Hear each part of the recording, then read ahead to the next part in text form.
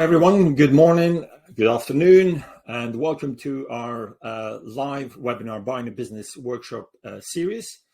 This is another edition of this long-standing series now, and today we will discuss manufacturing sector. So you're here because you're looking to buy a business probably in this space, or more generally, you're looking to buy a business over the next 6 to 12 months. My name is Shala. I head the corporate acquisitions here at Chelsea Corporate, and welcome and thank you so much for joining me this Monday morning here in London. Sunny day, lovely outside. Before we get started, I'd like to go through the usual housekeeping points. Most of you who have been to our webinars in the past will be very familiar with this. On the right-hand side of your screen, there is a chat window. This is for you to ask any questions that you have for me. Also, I welcome very much your comments and your thoughts about the market, about manufacturing sector, the sort of things that you're interested in. Perhaps let me know about maybe the challenges that you're facing in buying any business or indeed manufacturing in the manufacturing space. So we've got the handout from today's presentation and also the brochure as well. So please feel free to download and share with your wider network and with your colleagues as well. So today, as I say, we'll talk about the manufacturing sector. We're going to look at some of the key data behind the manufacturing sector here in the UK. What makes the sector attractive? What are the sort of things that you should be looking for before you acquire a manufacturing sector here in the UK or indeed in other parts of the world as well. And also, I have 3 really substantial, really good, completely off-market opportunities that our team have sourced over the past few weeks. And these are opportunities and discussions that we've had with off-market sellers. So they are live and there for you to obviously move the conversation forward if they are of interest to you. So excellent. Well, before we get started, I want to give people a few more seconds to join us. Also, as is the tradition here, when we do these webinars, I'd like to say good morning to a few of you. So we've got Leonard. Good morning, Leonard. Great to see you. Samuel, good morning to you as well. We've got David as well. Good morning, David. Jennifer, good morning to you as well. Jonathan, it's a pleasure to have you with us. Good morning to you as well. Good morning, Jordan, Kenneth as well. Good morning, Laura. We've got Malon as well, Mark, Marlo, Michael, and so on and so forth. So thank you all very much indeed. And it's a great pleasure to have you with us here this morning. So we are going through an interesting period in terms of the economy. And I'm very happy to say that the UK economy is confounding analysts and economics expectations. We are doing better than expected. This is always good news, especially for buyers of businesses. One thing that I always say to people when we discuss acquisitions on a daily basis is always think, medium to long term, and never worry too much about the noise that you tend to hear when it comes to the economy and data and statistics and all that sort of stuff.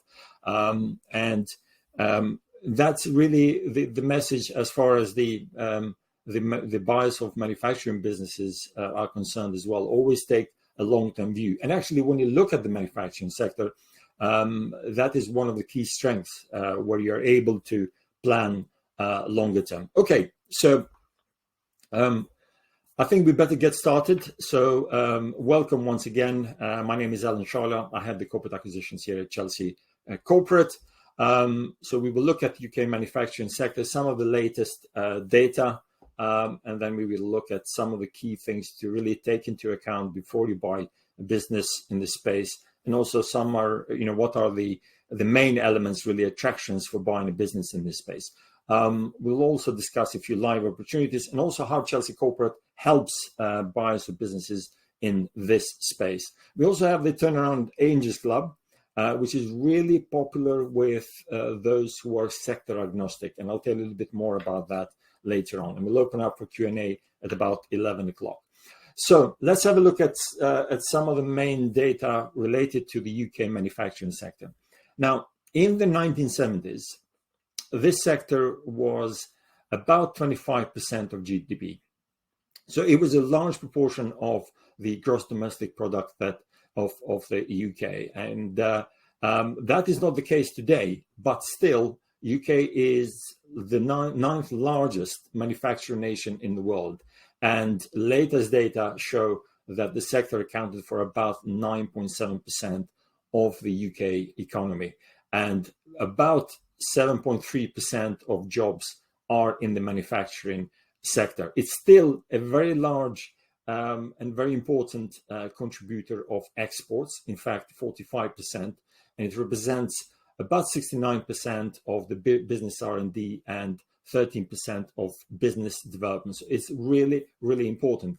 I mean, at the end of the day, if you don't have something to sell to the world, then you're really in trouble. So it's still very, very important sector of the UK economy, and it employs roughly 2.7 million people. Now, when you look at the data, this is a 3 months, so taking a 3-month percentage growth compared to year before, you can see that on average, if you actually take the growth since 1948, the manufacturing sector overall in the UK has grown by about 1.4, 1.5%. And you've seen a big spike after COVID, and then things got back to more kind of normalized levels, what you typically see in the manufacturing sector. Now, there is something called PMI, which is Purchasing Manager Index, and this basically shows whether there is contraction or growth in the manufacturing sector. So any values that are above 50 indicate expansion. Anything below 50 indicates contraction. And probably not be surprised to hear that in the past few months, the sector has been contracting, but data are getting better when we look at the very, very latest from the Office of National Statistics. And this chart, I suppose, shows that PMI, basically how it looks like in a graphical form.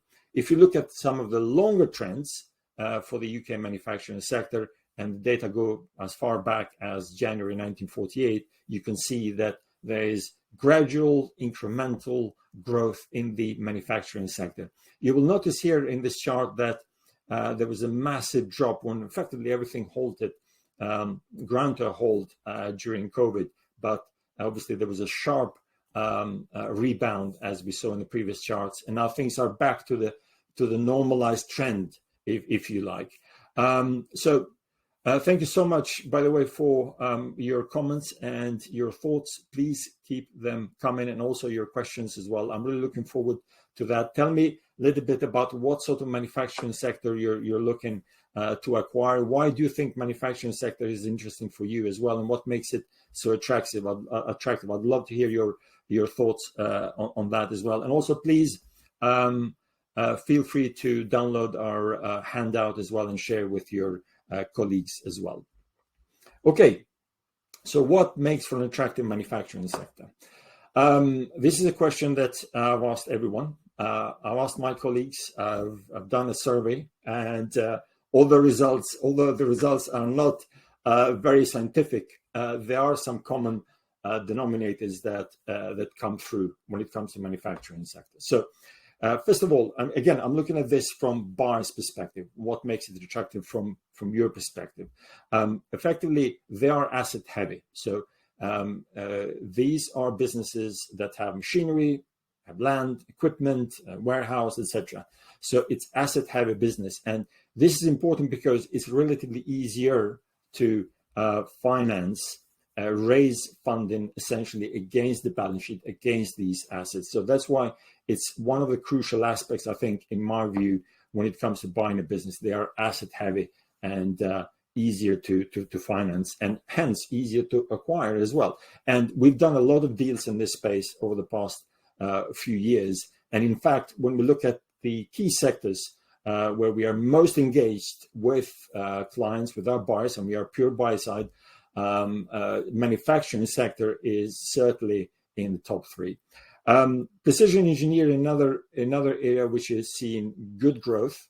It's really, really specialist, and it has seen, if you like, a growth in key areas such as defense, in areas to automotive, for example, also airspace as well. So precision engineering is one area which is doing incredibly well. It's essentially a healthy subsector, and probably you could argue that it is the backbone of all manufacturing, but also precision engineering, the backbone of the UK economy. Another thing to take into account when we look at the manufacturing sector, and I think this is where we tend to get it wrong here to some respect in terms of our perception. So what has happened since 1970s is that low-cost manufacturing has left the UK predominantly. I think it's fair to say, and data kind of support this. What we are left with is high-end precision engineering, high quality, highly skilled. And as I mentioned, these are sectors or suppliers to sectors such as defense, aerospace, pharma, and also another area that is seeing quite a lot of growth. And I think it's worth looking into if you're a buyer in this space, is renewables. So if any manufacturing related to renewable sector, I think it's very, very interesting. Another key consideration, another key element that, excuse me, in my mind makes it interesting and attractive for buyers, excuse me, is the fact that you can plan longer term. And that is really, really key. Excuse me.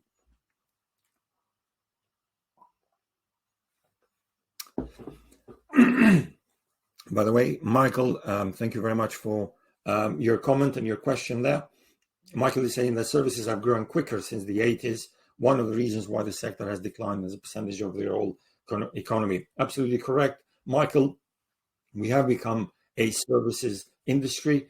I think if you look at the data up to certainly before COVID, or certainly in and around Brexit, you will see the financial services sector. Anything related to financial services sector has ballooned as far as increased substantially as a proportion of our GDP. But because we are talking about manufacturing sector, we are still saying that it's really important sector. It's a backbone of the economy, and there are a lot of fantastic opportunities out there. And another thing, by the way, to take into account here, which is really, really important, is that you are seeing that baby boomer generation retire. And typically, remember, these guys were around in the 70s. They were running these businesses, and they are the ones who are retiring today. So there are some fantastic businesses out there. There are some fantastic engineers that run these businesses. And if your background is not in the engineering space, but you have a fantastic second-tier management team in place, with these businesses, then you'll be bringing different skills there, sales, marketing, etc. And that's why these businesses are very attractive. But also, you have a great opportunity to really take them to the next level. Okay, let's move on, and we'll get back to your questions. Excuse me. Very, very quickly. There are a couple of questions from Rohit as well, so we'll get to those. Please keep them coming. There are some key considerations to take into account when you buy a manufacturing business. And by the way, these apply to other sectors as well, but more specifically, a handful are more prominent in the manufacturing space. So obviously, you need to review the seller figures. It's paramount. Check the financials in detail, pre-due diligence, but also during the due diligence as well. And that would be the job of the accountant, of your advisors in that sense. But looking at the numbers beforehand also is very important, because those numbers and the performance of the business is going to determine the ultimate valuation and the price that you agree with the seller. Understand all the processes. So it's very, very important, whether you're an engineer or you're not, that you understand the processes of the manufacturing space. Build the cash flow model with financing if needed, and most likely you're going to have some financing there. So try and understand how the cash flows look like over a period of time.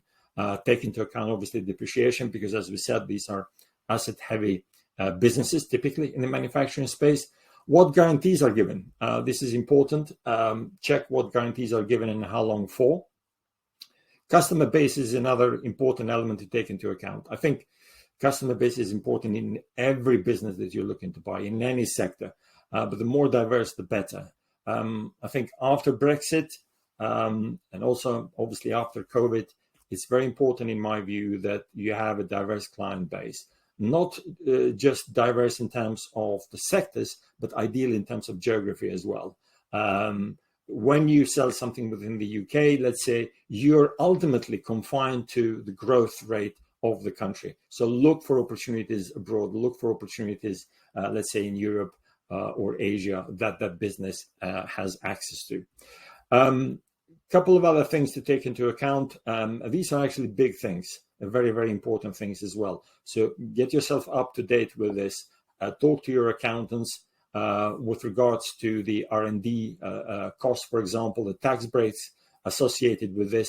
Look at apprenticeships and certain incentives that are related to this. Look at business rates and so on.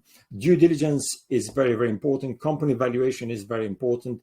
I think as long as you have some comparison in terms of the sector and the valuations and multiples and the way the deals were done in this space, it will give you a good guidance in terms of where the valuation should be for a business that you're looking at. We here at Chelsea Corporate, we help buyers with all of that. So we provide evidence of the deals that we've done or deals that we are aware of that were done in the sector.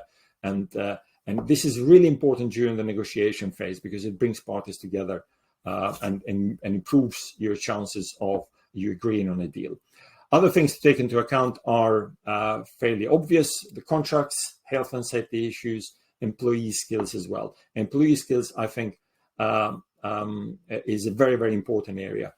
Employees are really everything, whether it's a services-based industry, something like ours, or a manufacturing. The skills of the employees, their experience, and their commitment is absolutely crucial. So make sure that you cover those elements with the seller, with the owner of the business, and find out more about the team and so on.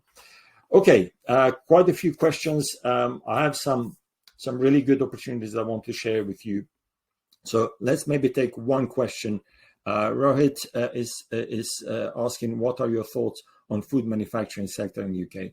Great question, Rohit. I think it is absolutely vital, and maybe unfair on my side that I left out the food manufacturing sector because it's part of the manufacturing.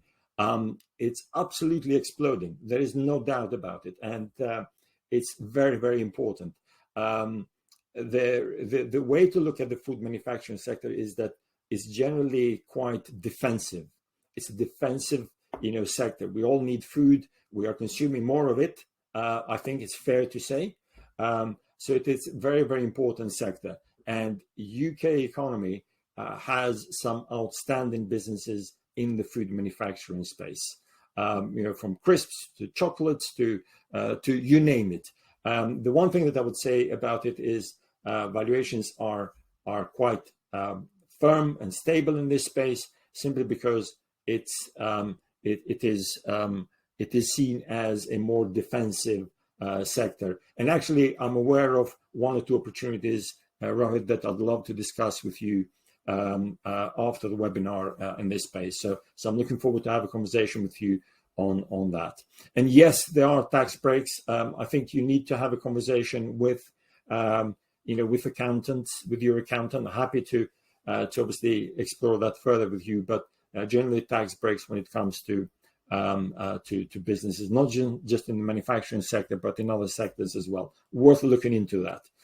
Okay, let's have a look at 3 really interesting live opportunities. I wanted to start off with this one, which is 9 million, based in the south of England. This is a well-established, highly regarded business that has been around for a long time. So medical equipment manufacturing, they do all sorts of equipment for hospitals and operating theaters and clinics and so on. They operate out of a manufacturing facility here in the south. Good reputation. They have also seen good growth over the past few years. The owners of the business have reinvested in the business over the years to make it as sustainable as possible. And it's, as I say, a very well-regarded business, very substantial business. Please let me know if this is of interest to you. And of course, we'll discuss after the webinar. Second one is something very interesting, which is essentially a commercial dishwasher and glass washer business, and also ice machines. So they manufacture all of them. They install, they maintain, etc. You will find them in hospitality sector all over the country and abroad. Very good, strong second-tier management team in place. It's crucial thing here. We were talking about assets. This is a business that has roughly 1.2 million in terms of assets. They've been around for a long time. Highly competent engineers, and also is very customer centric. Or staff are very customer centric as well.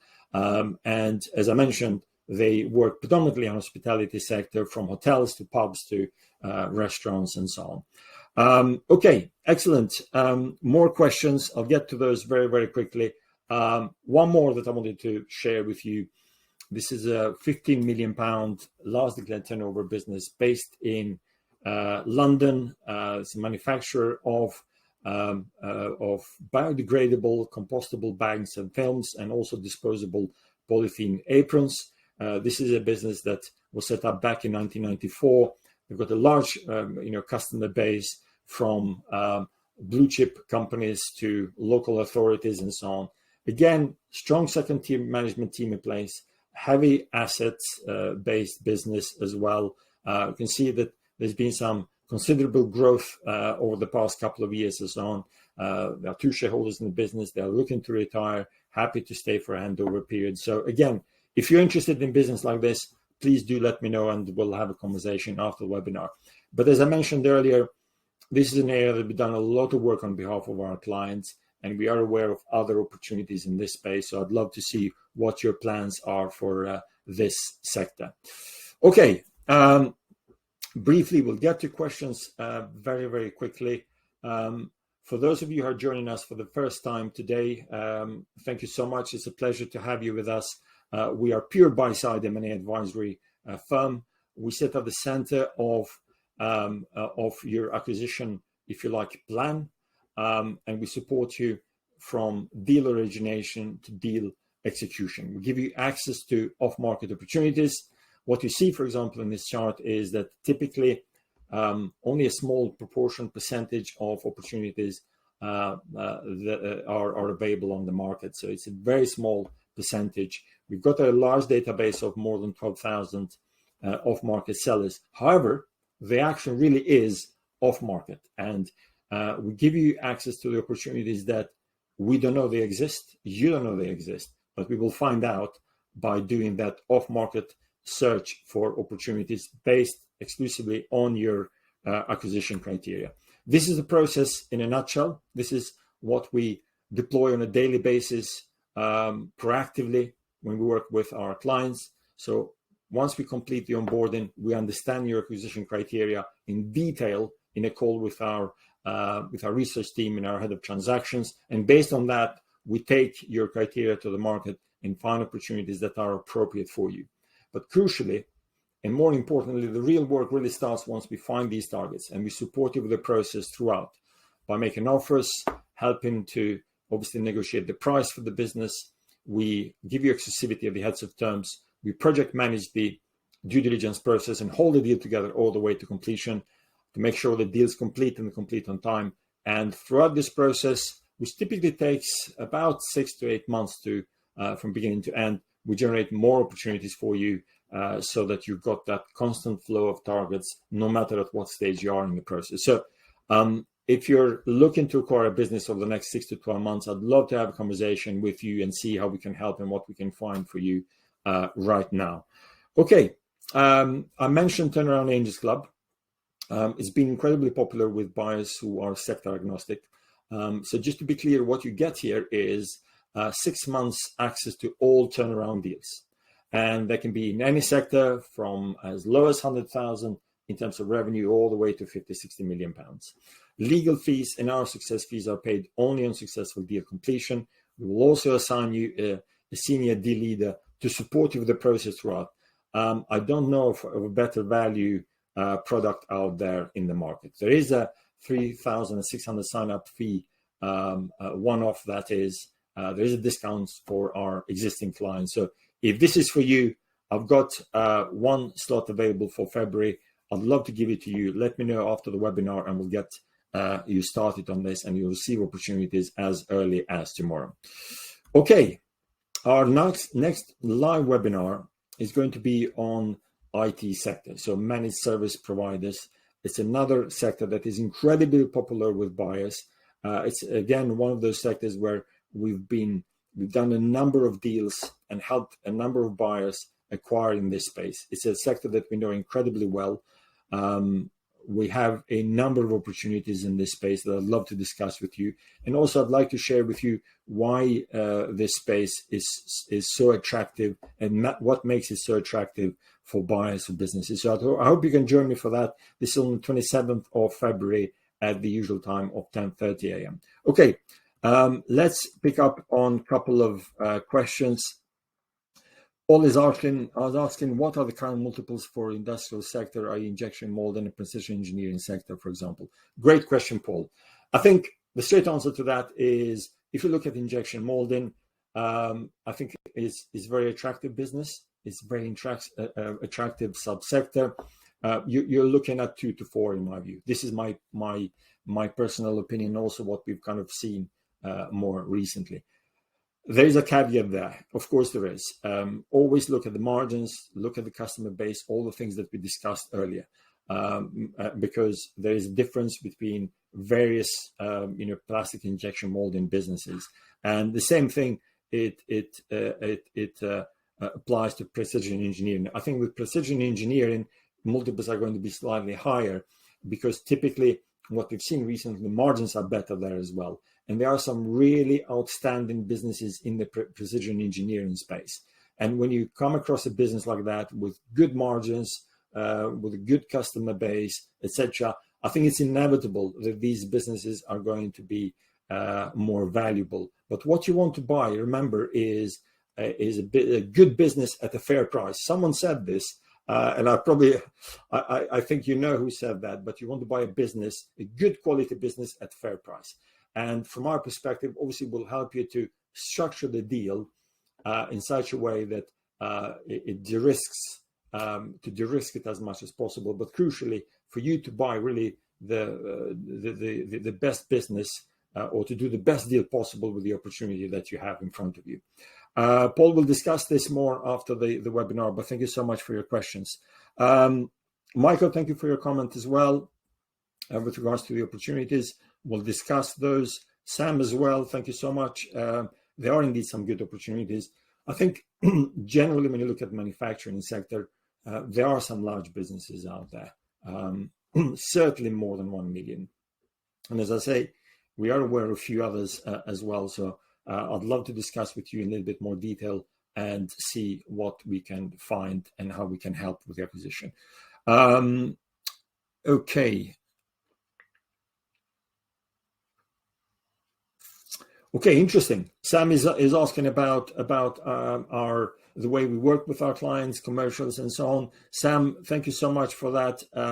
I'd like to discuss that with you after the webinar, and we'll make sure that the terms work for all of us. Marlo, thank you for your comments as well. Rohit, again, thank you so much. I really appreciate all your positive comments.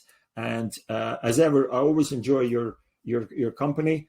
And obviously, feel free to follow up with any questions that you have. But in any case, I'll be in touch with you over the next few days, of course. So we'll discuss the session, but also crucially, we'll discuss your acquisition plans. This is a good time to look at manufacturing business. Very, very, very good time. Lending opportunities are there because it's asset-heavy business, or they are asset-heavy businesses, and you can really plan long-term. That's the key thing. And there is something beautiful about manufacturing something and seeing your product come out of the other end and selling that product. That's why I get incredibly excited when talking about manufacturing business, because it's, there are some fantastic businesses out there. Okay, brilliant. Thank you all very much indeed for your company this morning. I wish you a fantastic day ahead and a great week. I look forward to catching up with you over the next few days, and of course, to see you in our next session in a couple of weeks' time. Thanks a lot. Bye-bye. All the best.